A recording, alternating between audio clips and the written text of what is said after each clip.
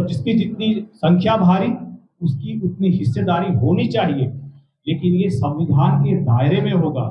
ये किसी राहुल गांधी और उनके सरकार के द्वारा किए गए उल्टे सीधे उपाय, अनर्गल उपाय से नहीं होगा। इसको सही तरीके से करना होगा। ये क्या था मेरा डॉक्यूमेंट। साथियों, इसके बाद मैं आपसे कहना चाहूंगा कि तेजस्वी यादव जी ने भी कुछ बातें कही हैं।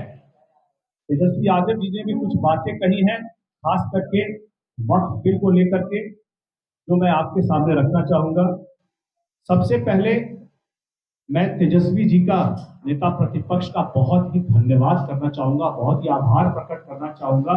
शायद उन्होंने जिंदगी में, अपने राजनीतिक जीवन में पहली बार ये कबूल किया है कि 2005 में एक दलित नेता, हमारे पार्टी के संस्थापक स्वर्गीय रामविलास पासवान जी ने मुस्लिम समाज की बेहतरी के लिए उनके पक्ष में खड़े होकर गोधरा दंगों के दौरान उन्होंने केंद्रीय मंत्रिमंडल से इस्तीफा दिया था।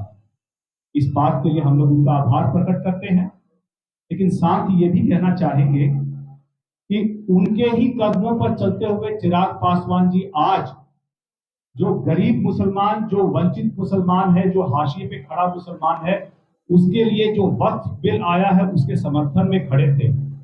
और यही बात 2013 में लालू यादव जी ने भी कहा था कि वक्फ की जो संपत्तियां हैं उसमें जिस तरह से भ्रष्टाचार है कुछ लोगों के द्वारा, कुछ स्वार्थी तत्वों के द्वारा, तो इसको सही करने के लिए कड़ा कानून बने। सरकार ये कर रही है।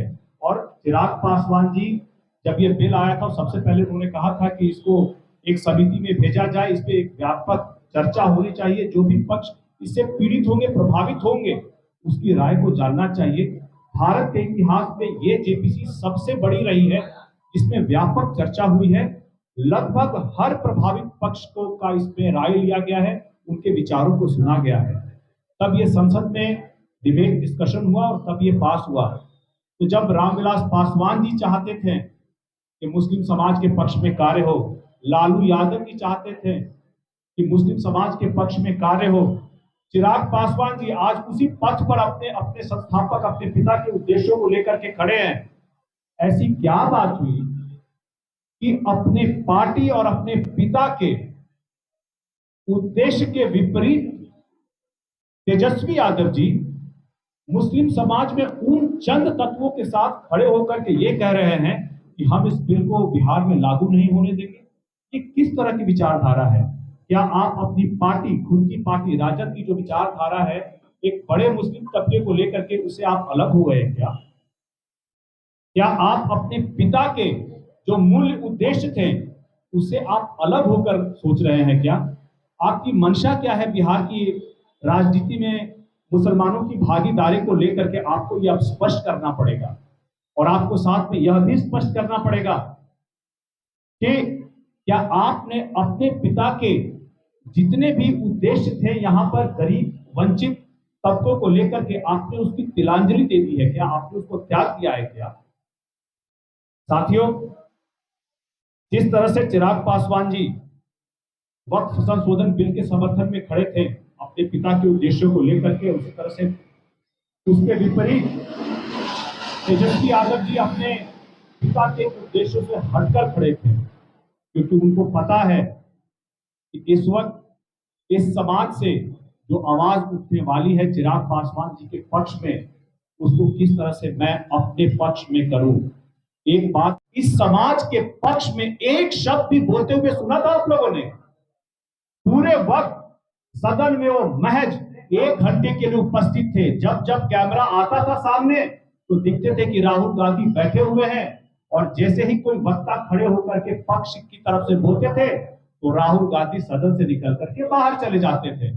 ये दिखाता है कि मुस्लिम समाज को लेकर के जो उनकी भावना है, उनकी जो विचार है, और जो पुरानी दास्तान चली आ रही है कांग्रेस की, कैसे वो मुस्लिम समाज को स्वीट पॉइजन धीरे धीरे देते रहते हैं अपना वोट बैंक बनाए रखने के लिए, उसी के तहत सदन में आएंगे और पक्ष के वक्ता जब बोलेंगे तो वहां से उठ करके चले जाएंगे।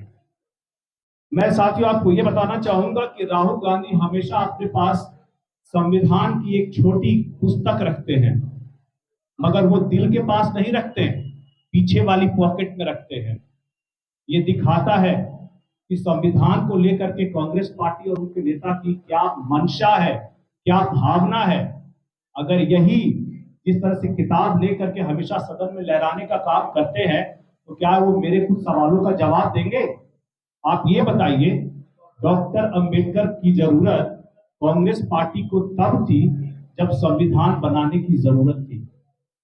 जब उन्होंने एक बार प्रतिकार किया, कांग्रेस में संविधान बनाने में डॉक्टर अंबेडकर चाहते थे कि रिजर्वेशन आरक्षण का प्रावधान हो, लेकिन कांग्रेस के बड़े लीडर जवाहरलाल नेहरू ने जब इसका विरोध किया तो उन्होंने कहा कि आप बना लीजिए संविधान खुद से, मैं छोड़ देता हूं। उसके बाद क्या हुआ? सभी को डॉक्टर अंबेडकर की जरूरत थी कि इनके बगैर संविधान नहीं बनेगा, इसीलिए उन्हें बुलाया गया और कहा गया कि ठीक है, आप आरक्षण का प्रावधान रख लीजिए, लेकिन संविधान पूरा बना दीजिए।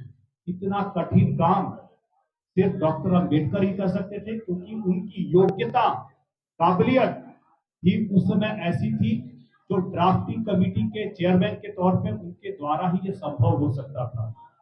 अब आप ये बताइए, जब संविधान बनाना हो तो डॉक्टर अंबेडकर चाहिए, लेकिन जब भारत रत्न देना हो तब तो जवाहरलाल नेहरू चाहिए, इंदिरा गांधी चाहिए, राहुल गांधी चाहिए।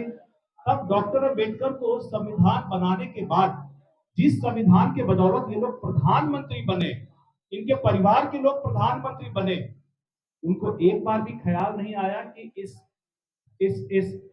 संविधान जिसके बदौलत हम प्रधानमंत्री बन रहे हैं, उस आदमी को भी भारत रत्न से नवाजा जाए। अरे भारत रत्न। माननीय सांसद जमुल, जो कि बिहार के चुनाव के प्रभारी भी हैं, संगठन के भी प्रभारी हैं, मेरे बगल में बैठे हैं बिहार के मुख्य प्रवक्ता राजेश भट्ट जी, दाहिने साइड में बैठे हुए हैं हमारे SC/ST प्रकोष्ठ के प्रदेश अध्यक्ष परशुराम पासवान जी और प्रदेश के वरिष्ठ उपाध्यक्ष श्री संजय सिंह जी भी प्रेस वार्ता में उपस्थित हैं। बंधुओं, आज प्रेस वार्ता की आवश्यकता 3-4 बिंदुओं पर पार्टी को महसूस हुई, उसकी मैं जानकारी संक्षेप में दूंगा। विस्तार पूर्वक इन बातों पर बात करेंगे हमारे प्रभारी महोदय श्री अरुण भारती जी। एक तो कल आपने देखा कि राहुल गांधी जी का बिहार का दौरा हुआ,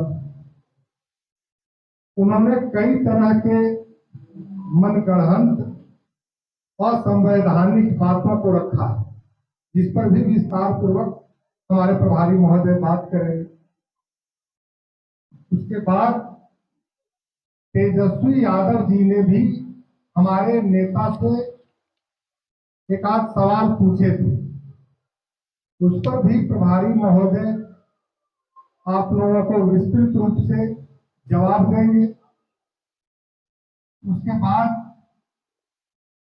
कुछ आरोप मीडिया में भी इधर उधर देखने को मिला है कि जो पशुपति पारस जी की पार्टी से भी आरोप लगाया गया है, जो कि पारिवारिक रूप से भी बहुत तरह के आरोप लगाए गए हैं। उस पर भी एक विस्तृत आप लोगों को जानकारी दी जाएगी हमारे प्रभारी जी के द्वारा।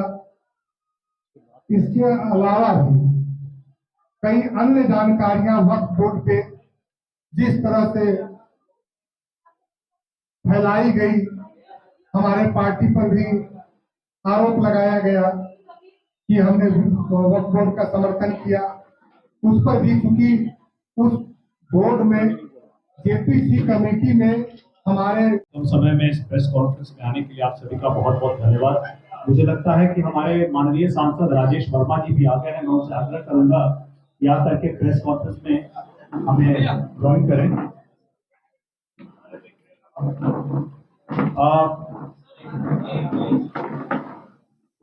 सबसे पहले हम लोग आज दोस्तों प्रेस कॉन्फ्रेंस आज थोड़ी बड़ी होगी, क्योंकि बहुत लंबे समय बाद हम लोग बात कर रहे हैं और बात करने के लिए मुद्दे अलग अलग बहुत है हमारे पास, और हम लोग एक एक करके, खास करके गरीब मुस्लिम समाज, वंचित मुस्लिम समाज, हाशिए पर पड़ा हुआ मुस्लिम समाज, उसको लेकर के एक बहुत ही जरूरी वक्फ संशोधन अधिनियम 2025 आया था, जिसमें पार्टी ने अपनी तरफ से राष्ट्रीय अध्यक्ष चिराग पासवान जी और हमारे संस्थापक स्वर्गीय रामविलास पासवान जी के जो मूल उद्देश्य रहे हैं, उसी को हम लोगों ने अपने जहन में रख करके पार्टी की तरफ से इस बिल को सपोर्ट किया है। इस बिल का हम लोगों ने समर्थन किया है, और समर्थन करने का कारण बड़ा ही सिंपल है।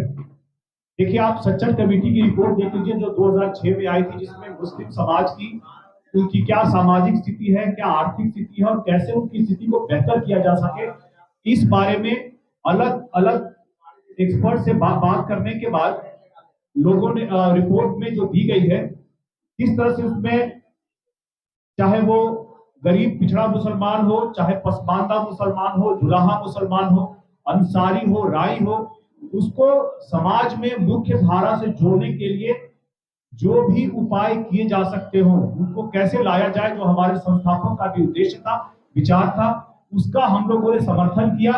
और समर्थन करने के बाद हम लोगों ने इस बिल को सपोर्ट किया। हम लोगों ने अपनी बातों को भी बड़े ही खुले मन से संसद में भी रखा था। इसी के बाद साथियों, हम लोग आते हैं, राहुल गांधी जी कल बिहार आए हुए थे। राहुल गांधी जी चुनाव के बाद तीसरी बार बिहार आए हुए थे, और मुझे लगता है कि कांग्रेस पार्टी के जितने भी नेता बिहार आते हैं, उन्होंने बिहार को अपना एक पॉलिटिकल टूरिज्म बना लिया है। ये कांग्रेस के जो वास्को डिगामा है, कांग्रेस के जो राहुल डिगामा है, ये जब भी बिहार आते हैं, ये दलितों की बात करने नहीं आते हैं, ये पिछड़ों की बात करने नहीं आते हैं। ये सिर्फ आते हैं कि किस तरह से, उनको पता है उनके पास तो है नहीं समर्थन जनता का, बिहार के लोगों का आशीर्वाद तो है नहीं, तो वो आते हैं यहाँ पे अपनी स्थिति को मजबूत करने के लिए नहीं, मजबूत दिखाने के लिए कि कैसे मैं राजद के सामने, अपने आका के सामने मजबूत दिखूं, ताकि मेरे लिए जो मेरे नेता हैं, चाहे वो कन्हैया कुमार जी हो जो भूमिहार समाज से आते हैं, या अलग अलग जो उनके नेता हैं, कैसे राजेश राम जी को मैं आगे करूं जो दलित समाज से आते हैं, कि मैं राजद के सामने अपना बार्गेनिंग चिप, अपनी दावेदारी मजबूत करूं। उनका यहाँ आना सिर्फ और सिर्फ चुनावों को लेकर के है। वो न यहाँ पे बिहारियों के लिए आते हैं, न दलितों के लिए आते हैं, न पिछड़ों के लिए आते हैं। वो सिर्फ और सिर्फ यहाँ अपनी कुर्सी, उनकी तस्वीर तक लगाना कांग्रेस को गवार नहीं हुआ। और आज राहुल गांधी उनके द्वारा लिखी हुई किताब को दुनिया भर में लहराते चल रहे हैं। वो सब जगह ये बोल रहे हैं कि अगर आपके पास ये किताब है तो आप मजबूत हैं। कल उन्होंने बयान दिया है, उनके भाषण में था, और आपके पास ये किताब नहीं है तो आप दूसरे दर्जे, दलित, पिछड़े, दूसरे दर्जे के नागरिक हैं। ये कैसी मानसिकता है कांग्रेस के नेताओं की? ये किस तरह का उन्होंने वक्तव्य दिया है? अरे ऐसे वक्तव्य तो 1960 के दशक में जवाहरलाल नेहरू ने दिया था, आरक्षण लगने के बाद, जब वो अपने मुख्यमंत्री को चिट्ठी लिख रहे थे कि इस देश में आरक्षण दूसरे दर्जे, सेकंड क्लास सिटीजन पैदा कर रहे हैं। क्या दलित और पिछड़े राहुल गांधी और उनके कांग्रेस के नेताओं के लिए दलित और पिछड़े सिर्फ दूसरे दर्जे के नागरिक हैं, सिर्फ सेकंड क्लास सिटीजन है, या सिर्फ उनका वोट बैंक बनने के लिए है? इस बात पर राहुल गांधी कोई जवाब नहीं देते। जवाब उनको इस पर देना होगा, क्योंकि बिहार के चुनावों में वो भी लड़ेंगे, और उनके नेताओं से ये सवाल हम लोग भी करेंगे और जनता भी करेगी। आपको याद होगा, इसी मानसिकता के कारण संजय गांधी उनके सांसद सदन में स्वर्गीय रामविलास पासवान जी को किस तरह से उन्होंने बदनाम करने की कोशिश की थी, उनके साथ दुर्व्यवहार किया था। और तब इसी बाबा साहब के संविधान से सशक्त होकर के रामविलास पासवान जी ने कहा था कि ऐ संजय गांधी, तुमको जहां फरियाना है फरिया लेंगे, बताओ कहां आना है। ये ताकत संविधान से मिली थी इस वक्त रामविलास पासवान जी को, लेकिन यही ताकत राहुल गांधी नहीं चाहते हैं।